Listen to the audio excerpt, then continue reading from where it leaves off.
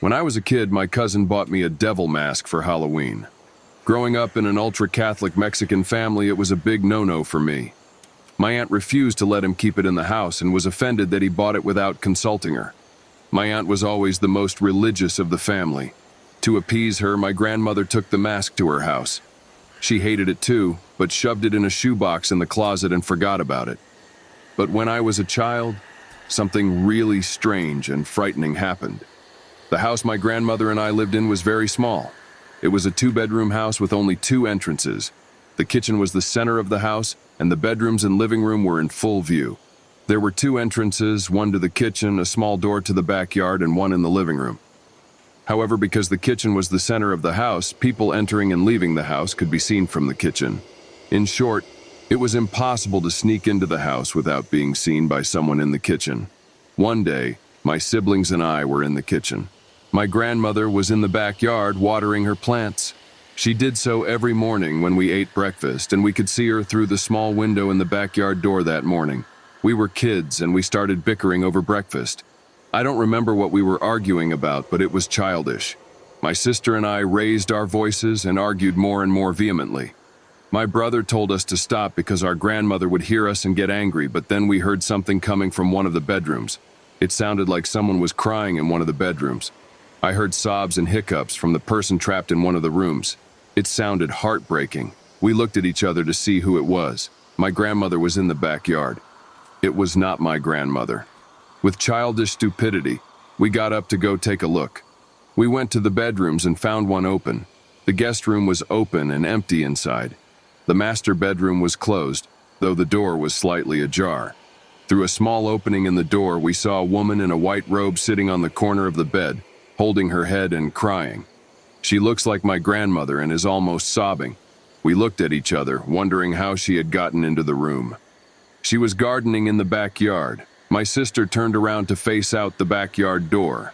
My brother and I approached the door and began to jostle it open to ask Grandma what was wrong. Then the grandmother looked up.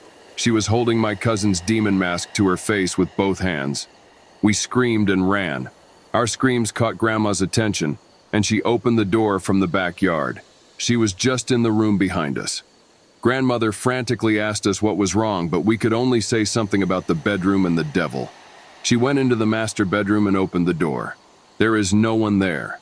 She went to the shoebox with the masks, and they were still there. She just stares at us and asks what happened. When we tell her, she turns pale. She saw how scared we were and knew we weren't lying and swore she didn't do it. She was in the backyard and could not sneak into the house from the kitchen without us seeing her. The woman looked exactly like her, but it wasn't her.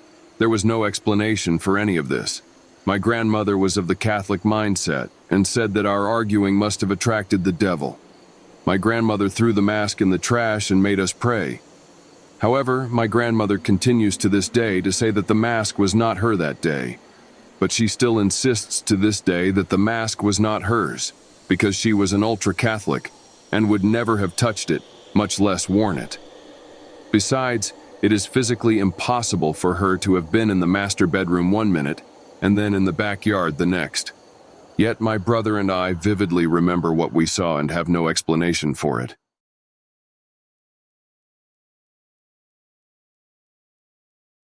I lived in the same room in the same house until I was almost 20.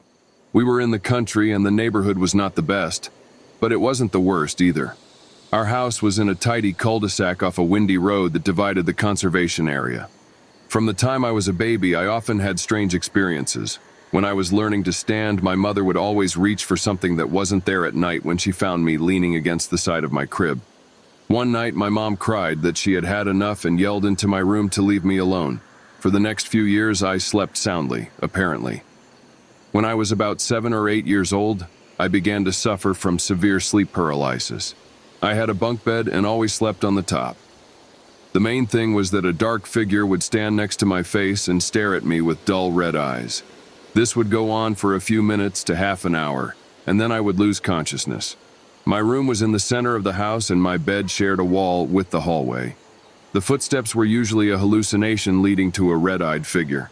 I eventually escaped from these hallucinations. In my mid-teens, when I was 14 to 16 years old, I dreamed that someone was watching me, and when I woke up, There was a little girl at the foot of my bed. This happened a few times a week, and again I would hear footsteps in the hallway. Only this time it was not a tall figure coming into my room, but a large black dog. It came just as close to my head and then disappeared. At this time, for some reason or another, I was sleepwalking and would wake up in the morning and walk down the hallway and sit on the couch or on the sofa before going back to bed. Only once did I sleep with my mother, who was awake, but then she wouldn't allow me to turn on and off the bathroom faucet, and I think I had a mental breakdown. But what I remember most was waking up and facing my reflection in the hallway mirror. I was startled at the time, but thought nothing more of it. A few weeks later, my mother and I were watching Maleficent in the lounge. I went to the bathroom, and when I returned, my great-aunt was standing in the doorway of the backyard. At that moment, my brother walked past my aunt, and she disappeared. After that event, I slowly began to confide in my mother about what was going on: sleepwalking, sleep paralysis, hallucinations, etc. But the creepiest part was when I told her about a girl I used to see. She asked me for details about what she saw. Even creepier was the same sleepwalking pattern and the mirror incident. Since then, I have always confided in her about things that happened in my life that were a little weird, things that felt a little strange. Now that I'm in my 20s, I haven't had many more incidents. What has definitely helped is moving out of that house. But before I moved, I worked the night shift at a restaurant about 2 miles away. It was a good physical workout, and overall it wasn't hard. However, every time I skated past that divide, I was sure to get a negative feeling that someone was watching me. One night on my way home, I thought I saw something. It was a dull red eye staring out from halfway up a tree. I freaked out at the time, but now I think it was a possum or cat's blind eye, and I mistook it for something worse. Since then, I have been seeking counseling to figure out how to stop myself from panicking about these things. Now that I live in a new house with my partner, nothing more has happened.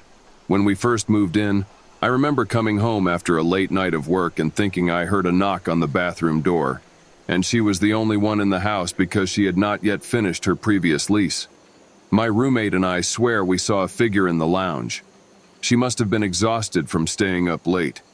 That hasn't happened in almost a year. Or if there was something wrong with her mentally, I think she got over it.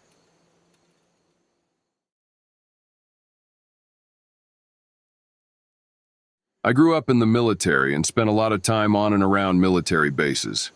For a friend's birthday, the 4 of us decided to go camping. Where I lived at the time was right by the ocean, and a stone's throw from the base, so my parents and friends gave us tents and all the supplies, patted us on the head and said, "Have fun, see you in the morning." Literally on the beach, away from everyone, it was very secluded.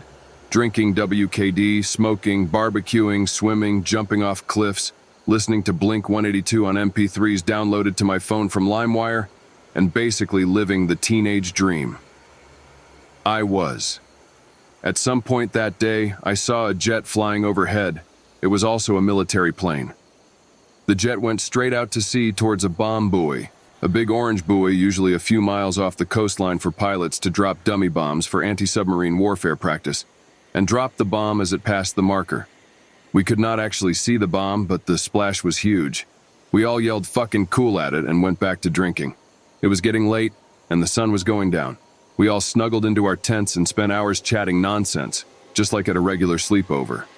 One by one, they fell asleep, and as the day wore on, the gap between questions and answers grew longer. I think I was the second or third to doze off, but I don't remember for sure. But it wasn't like the familiar air raid warning siren sound of war movies, which is low-pitched and long drawn out. The closest I could find is the horn the Martian tripod makes in War of the Worlds. Before we went to bed, the sky was clear and cloudless, and we could see far into the distance, but now a thick fog was rolling in and completely enveloping us. We set up about 15 feet from the ocean, but could not see it. We all walked towards the sea.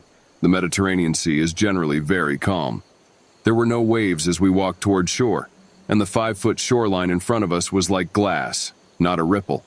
Suddenly, the sirens went off again, and we saw a bright orange flash in the direction the plane was dropping the dummy bomb. At this point, we panicked. Then we heard what sounded like fighter jets passing overhead, and we lost our minds. Again, we couldn't see the sound because of the fog, but it sounded really close. The fog was so thick it was impossible to find our way back. I took out my cell phone. This was 2005-06, so cell phone technology is pretty good. But there was no signal at all, not a single bar. Shake after shake, more like an earth tremor than an earthquake. Deafening like the roar of a lion echoed through all of us.